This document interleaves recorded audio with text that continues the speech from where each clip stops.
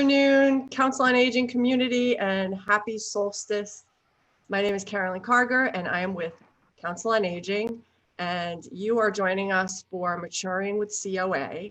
And today I have the pleasure of having a conversation with Ms. Karen Avesato, who is a licensed clinical social worker, and she is a COA's mental health coordinator. Welcome, Karen. Oh, thank you so much for having me. I'm always happy to help in whatever way I can. Oh, thank you very much for making time for us this week. We are in the thick of the holidays, and I, as a lay person, not as a mental health professional, but I am aware that the holidays can be difficult for people. And so we thought we could have a conversation about the issues that people during the holidays typically deal with, and maybe get some advice and some tips on ways that we can do better, and resources available to help people if they're struggling. And we're also dealing with COVID. So thank you for joining me. Thank you very much for having me. I just wanted to ask you first off, are you originally from St. Augustine? No, I, like many others, moved here from upstate New York. Actually, I grew up in Pennsylvania, but I moved to upstate New York, close to Lake Placid, in a very, very difficult winter wonderland, very cold. And when did I move there? Probably in my 20s. I was educated and trained in upstate New York. I received my master's degree from SUNY Albany back in 1998. I had been in the field. I originally started as a suicide hotline counselor before I got my master's. And I've worked in the field as a psychotherapist since 1997. I worked in mental health agencies, community mental health generally, both in upstate New York, and when I moved here in St. Augustine in 2003, after a wonderful vacation where I fell in love with St. Augustine. That's great. Yeah. And I'm also from New York. You're from, I could tell from your accent. Yeah. I never quite developed that New York accent, but like I said, I'm sorry? You were upstate. Yes, I was upstate. So it gradually decreases as you get north of New York City. Yes, it does. And once I moved to St. Augustine, I worked in county mental health.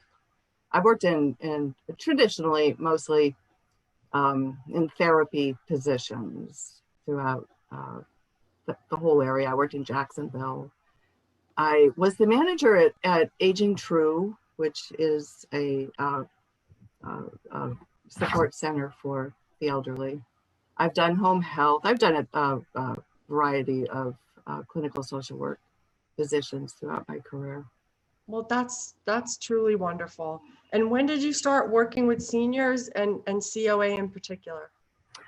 Well, I've always worked with seniors in a psychotherapy setting, either in an office type thing or a travel around, wherever you are. When I worked in Jacksonville, and like I said, I did home health. So I've had an abundance of experience working with mental health and seniors, from veterans to everything, actually. And I started working at Council on Aging in March of 2019. Oh, okay. In this role. Yes. Which was brand new at the time, so I had to develop it, and it's very part-time currently. So right. And things have changed so much since COVID, because the center has closed down, as you know, all their activities, and my ability to go out within the community to reach out to seniors, because we really can't do that in person. Everybody, including me, is actually an at-risk population person. So we've had to be very careful. So But are you dealing with the telephone with people? telephone and on Zoom, yes. Okay, great. It's been a challenge, but we're getting used to it. I can imagine. Yes. Well, would you mind giving us an idea of why the holidays have this reputation for being so tough on people, and what kind of experiences people have that are specific to the holidays? Well, the holidays are generally a time that people gather together with others, family members, loved ones. And this year in particular is quite different because many people may not feel safe. Many family members or loved ones cannot travel or don't feel safe traveling, but many will. And of course, we are encouraged to keep our groups to a minimum, but traditionally, people, I've always seen an uptick in new clients and assessments and crises right around the holiday times. People start missing loved ones. They start thinking of how things used to be. They start thinking of, it can be a stressful time for many, challenging, doing this, doing that, and shopping and getting your mail on time. And apparently today is the last day that you can get mail to others. Is it a card? Probably not a package. But traditionally, people have memories of holidays of when they were children. And there's their parents, their family members who may not be living any longer or may not be able to spend some time with them, during the holiday season. It also provokes, and this is something that I've noticed not only recently, but through the years, that many family members are estranged for one reason or another. They just haven't spoken to each other in several years, and nobody wants to be the first one to pick up the phone. Or maybe if you do, you're afraid of there's a fear of being abandoned, or fear of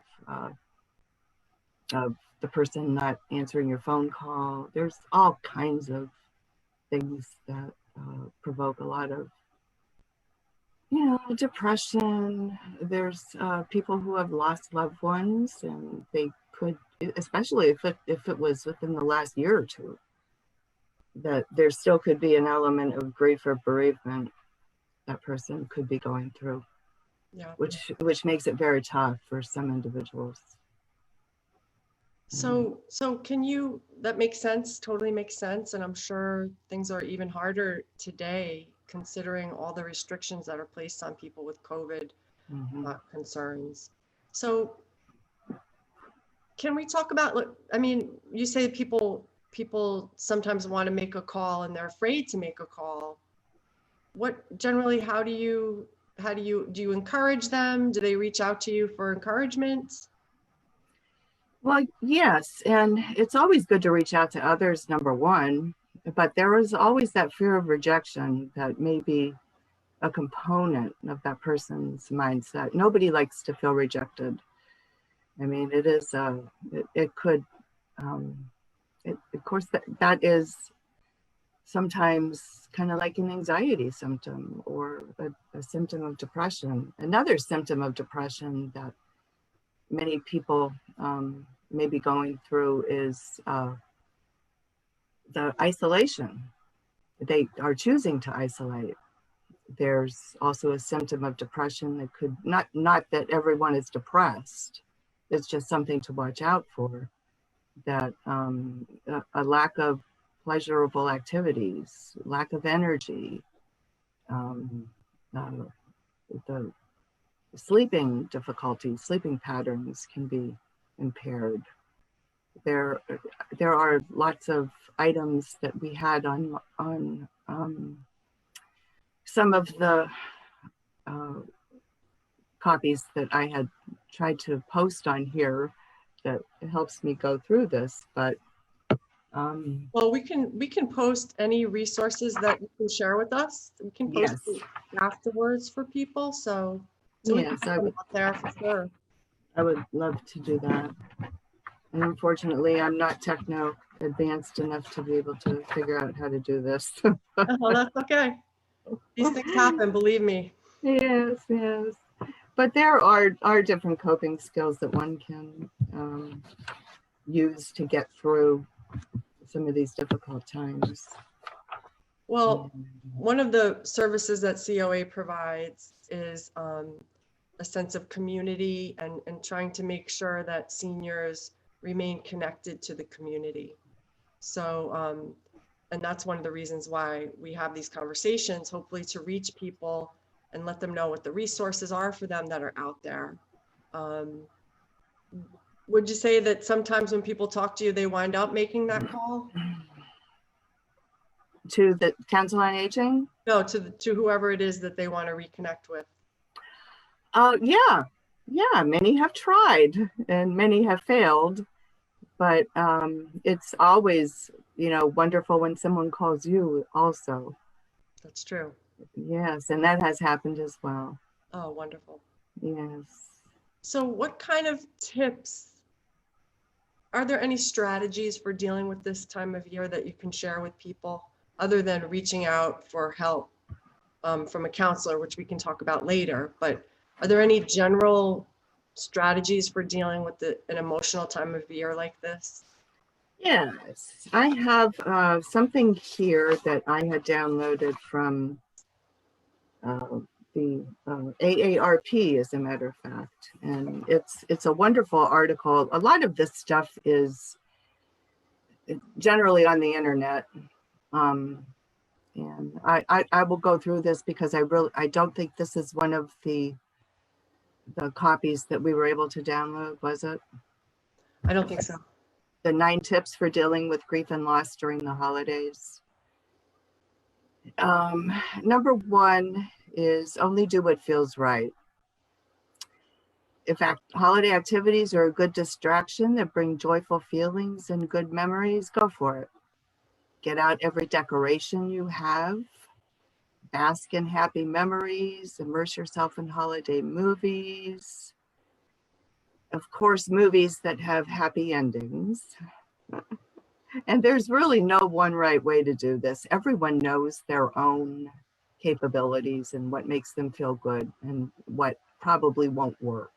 Mm-hmm. That everybody knows that about themselves. The second one is to accept your feelings. There is something that I've downloaded also that I'd like to share, and we will have that available later, Yes. is to accept your feelings, roll with it. They are your feelings, they belong to you. It may be difficult to share them, but sharing also does help. And accept your feelings. If you feel sad, if you feel lonely, reach out. There are times that people have lost someone, a loved one, even a treasured friend, over the last few years. And you may try to avoid the sad feelings. Some people will be bathed in tears and others will just try to distract. And some could feel bad that they aren't up to enjoying the holiday, but others can feel guilty.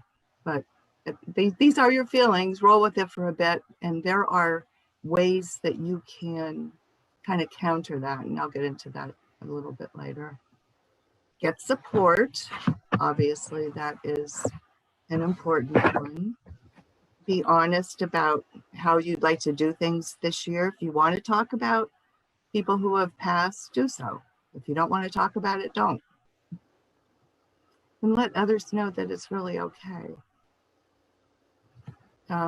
If you want to participate in a holiday activity, or if you don't, tell others that you're going to bow out this time. You're going to bow out this year, and it's highly likely that next year is not going to be anything like this. But also beware if you're sinking into depression, and we'll go into some of those resources later. And there's also anxiety and complicated grief that we have to be sure that we're aware of when things don't. Generally, bereavement as it's defined by the APA, is a short-term loss and generally expected to alleviate within 2 or 3 months. If it goes beyond that, and if you find yourself in, a sad and morose situation, then there are ways that you can get community support for that. Focus on the kids. Remember when you were a kid and this was like a highly excitable time and it was usually happy. Focus on the kids, focus on your grandchildren. Make cookies for them. Do whatever it is that you want to do to help them experience the joy of the holiday season. I just jump in for 1 second.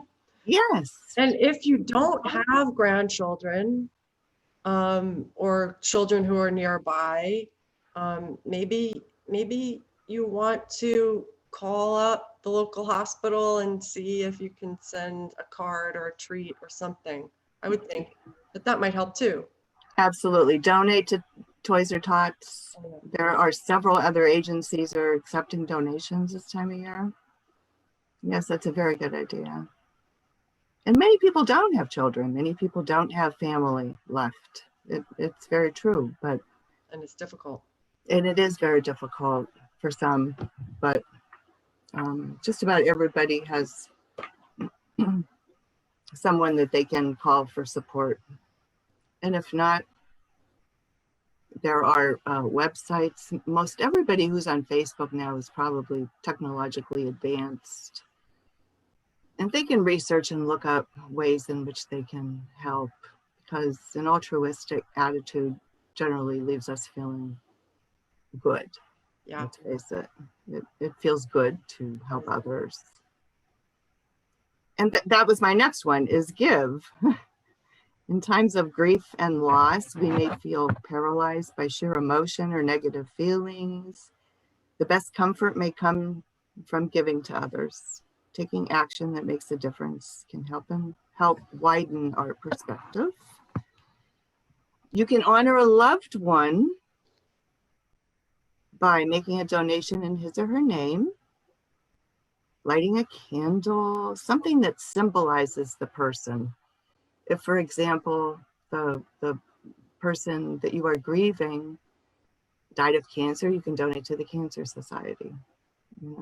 These type of donations and giving can help us feel a little better. It can be symbolic. You can go light a candle. I mean, there are all kinds of ideas that you could do, and acknowledge and honor those who have passed. And this says light candles, talk, write about, or post on social media about the person. And this says to donate toys or books through a charity such as Toys for Tots. Dedicate a prayer or religious service to the loved one's memory. Plant a tree, make a card, or write a holiday letter with the person's picture. That's beautiful. Yes, it is. Invoke your strengths. Everyone has strengths that they sometimes forget about. I can't tell you countless times I'd be in the middle of a therapy session with someone. I say, what are your strengths again? Blank. Write them down. Don't feel like you're being grandiose or anything. Everyone has strengths. That's the problem of feeling powerless. Mm-hmm. You get sucked into viewing yourself that way and your situation that way. So I love that question. What are your strengths? And write them down, celebrate them, draw a picture of it. Get out an old photo of you. I was going to say running the marathon, which is what I did. Oh, yay. Or right. With your pet. Everyone has strengths. Everyone has strengths, and we have to honor them and celebrate them. It may be the most difficult concept to think about, especially when you're not feeling good about yourself, but that's why we write it down, to remind ourselves yes, what our strengths are. Oh, do something different. I think we're all in that predicament this year. Not all of us, but some of us are forcing, are being forced to do something different. This could be going downtown to the Nights of Lights. You know, maybe you just don't feel so comfortable being in that crowd. So enjoy it from afar. Drive through, right? Drive through. It's a drive through. This year, when I started noticing the holiday lights going up everywhere, it seemed like there were extra. It seemed like this year people have gone a little further in putting the lights up, and I completely understand why.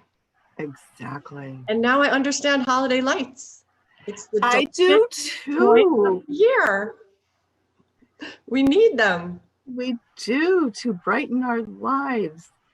As an aside story, when I lived in upstate New York, they did a thing in February called Winter Carnival. And they did exactly that. It was a parade and the lights were everywhere. And it is, let's face it, since the solstice, it's the darkest time of the year. It is. So lights and color can be exceptionally soothing. I read a really great quote that I loved so much, and it was in our newsletter, not this week, but last week. And it's from a rabbi. I can't think of his name, but this was the quote. It said, "Instead of cursing the darkness, light a candle." And I just thought that's really great advice for shifting your focus and taking an action that's going to uplift you and uplift your world. Just shifting your focus on what's bad, what's wrong, to taking a small action to make it better, or creative action. Right. Yeah. And also the good news is today is a solstice. So guess what? Every day from here on out, up until June, the days are going to be getting longer. Yay. We're passing that point of the darkest day of the year. Right. Yeah. And talk about self-soothing, which we haven't yet, but lighting a candle, laying back in your favorite, most comfortable position in your living room, listening to soft music, lighting a candle. And if it's scented, just be careful. I think they've kind of put a kibosh on a lot of the real candles. Many are the LED candles, but yeah, aromatherapy. Very good. Self-soothing technique. Yes. And finally, the AARP comes up with skip it. If you feel it's too much, just simply opt out of participation in the holiday. That's an option for some. Yeah. If it don't feel pressured, in other words. No. And if you just want to stay at home and have a nice dinner with a small gathering, or with yourself, your loved one, even by yourself, which is fine, do that. If that's what you want to do. Yeah. And that falls into the self-care. It certainly does. Yourself. Yeah. Yes. So these are all really great ideas. And then Okay. briefly, yeah, I wanted to just ask you briefly, I guess this all works for grieving too, but those are special circumstances when people have lost someone, you know, in the year previous to a holiday. And some of the things that you said could also work for that. The writing the letter with the picture, the honoring the person in different creative ways. Those are very comforting. Yes. But generally, tips for coping, I've always mostly used a cognitive behavioral approach, and I'll go through some of these that anybody can do at home. Okay. And these are tips for coping with anything that may be bothering you. Number one is to appreciate your innate resilience. Consider how you've managed during stressful times in the past and revisit this reminder of strengths, and identify at least 2 inner strengths daily. how someone has, if everyone has experienced some type of stressful event in their life before. And if you can revisit how you managed during that time, it's really a good indication as to how you're going to be able to manage now. And reminds you that you have faced challenges in the past and overcome. Exactly. And you've got through it. Some people ended up better off for it. Perhaps they took a different approach. They changed occupations, or, you know, that you made some changes in your life that you've continued to do now. Yeah. So think of how you have managed stressful times in the past and how you got over it. So that's a major one. So number 2 is purposefully increase your well-being. Add positive activities to your routine to offset the change in daily activities. Engross yourself in something you once enjoyed. Think about what you may have enjoyed in the past, and practice gratitude to improve your well-being and resilience in crisis. Gratitude is something that I cannot understate. Whatever. It's the most important thing to remember, you know, when you're feeling down. What am I grateful for? And, you know, once again, initially, the clients that I've had in the past cannot think of anything, but it's really, you may have some difficulty, but everyone is grateful to be alive. Most are grateful to be alive, that they're rather healthy. They're grateful they have a roof over their head. They're grateful for their food. They're grateful for, you know, some of the most basic things, but many people are grateful they have a pet. They are grateful that they have caring people in their life. Just come up with a gratitude statement, at least 2 a day. Yoga, meditating, mindfulness, and self-soothing activities are always helpful too. And I have some information on meditating and mindfulness that we'll share afterwards. Okay.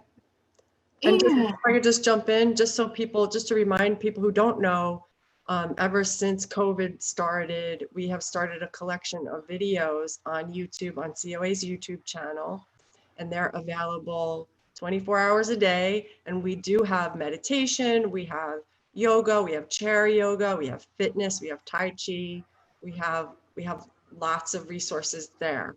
If you want to get started right away, they're there, and they're free.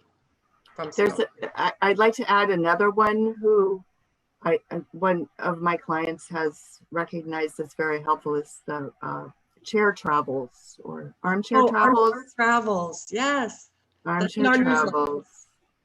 Yes. COA newsletter. So if anyone wants to sign up for the COA newsletter, just send us an email at, you can send it to info@coasjc.org. And they come out every Monday morning, and they have some fun things in there. You can, it helps to fill the time and experience some new things and see some links to some resources. Every week it comes out. I was very impressed. It has some awesome information in there. Oh, good. Yes. Okay, and the cognitive aspect of this is to notice your self-talk. Look out for self-blaming, criticizing yourself. Observe judgments that can lead to stress, and try to reframe to a more encouraging mindset. In order to, a good example of this would be, here's a distortion that many people often use. And there are distortions that are very common. Where did you go?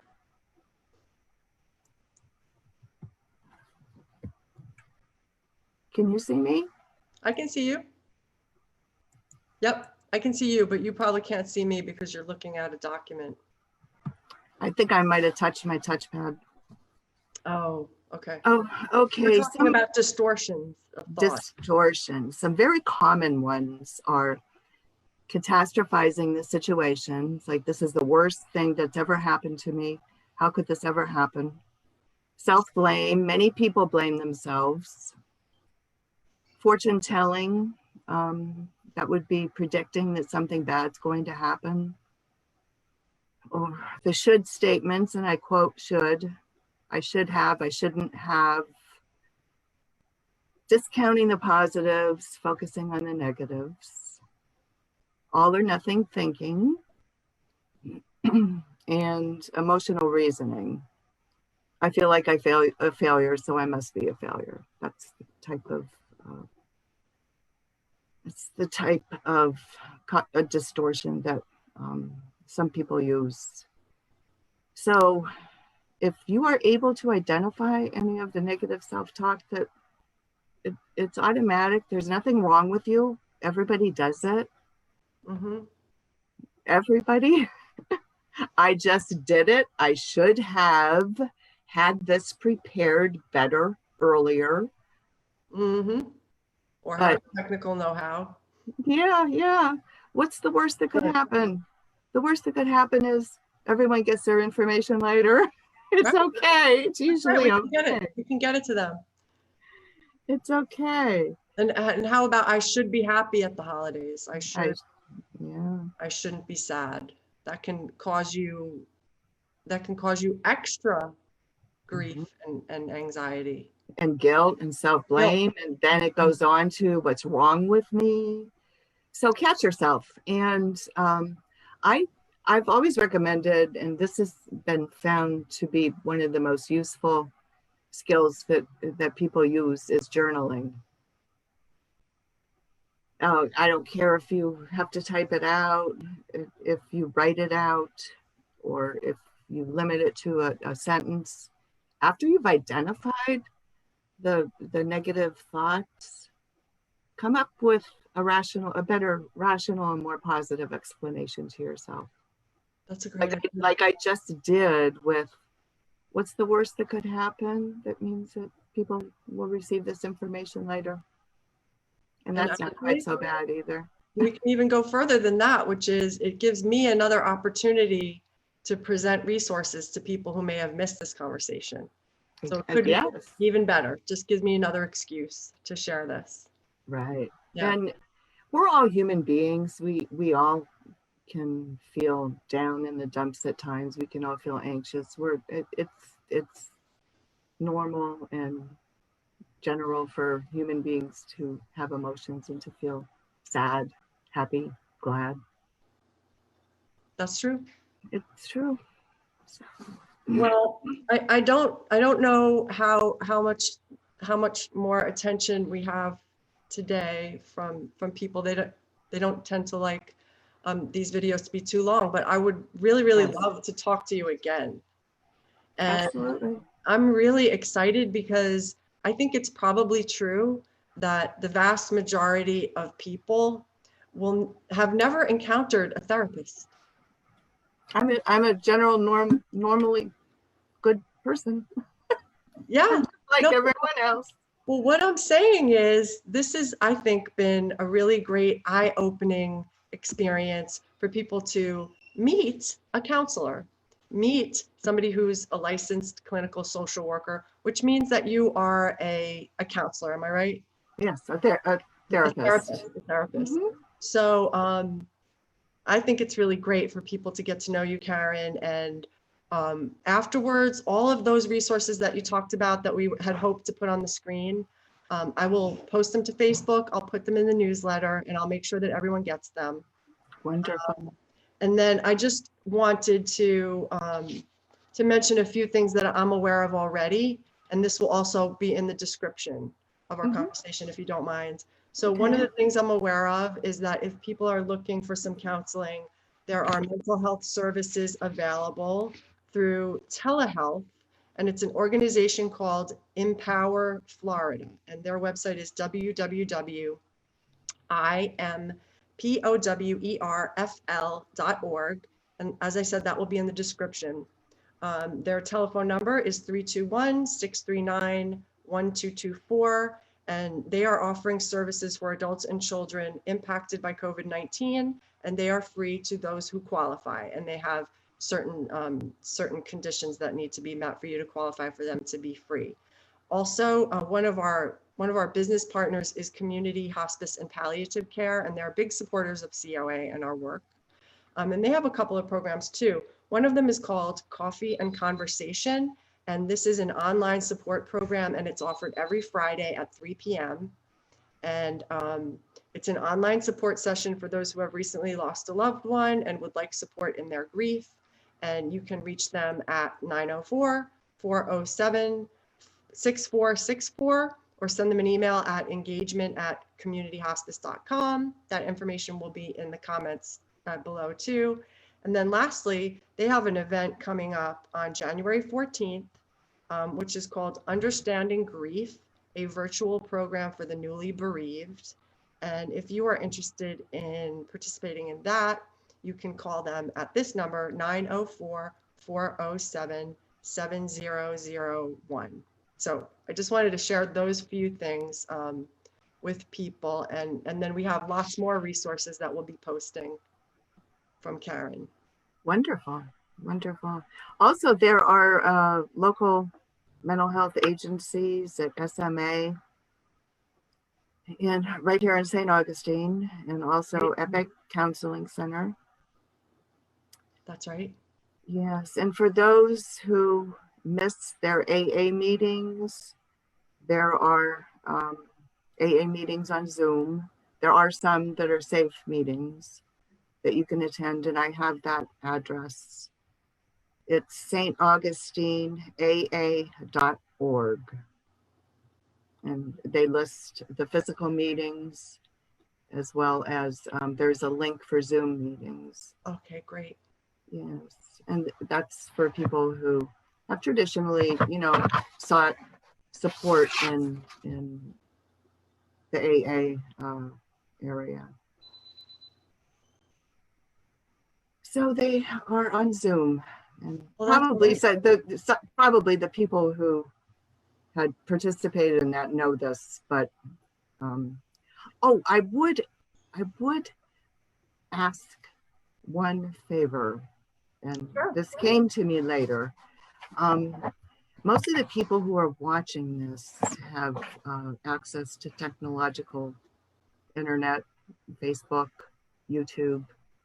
But there may be seniors who are at home who do not have this, or have not learned how to maneuver through it. If you know someone who could benefit from this and they're willing to learn, if you could share your knowledge with them. Most people, if you have a smartphone, you actually do have access to video chat, and you do have access to Zoom. If you have a tablet and internet, you have access to Zoom, but many people either aren't aware of it or just have not tried to. They could be fearful of the internet. They're afraid they're going to delete something. True. It's true. So if you are one of those techno geniuses and you know someone who could benefit, it would be wonderful if you could help them. You would feel so good too, and they will too. That is a great idea. Yeah, it's a great idea for, especially now.